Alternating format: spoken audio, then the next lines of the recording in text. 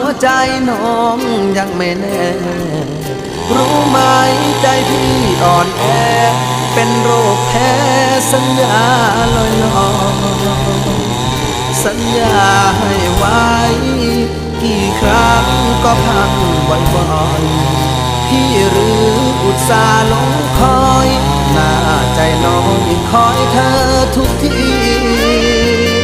สัญญาจริงจังให้ความหวังที่ฝังใจมันจะรักกับพี่ยืนนานปากหวานยืนยันทั้งปีแต่งงานเมื่อพร้อมอย่าหอมยอมใจรักพี่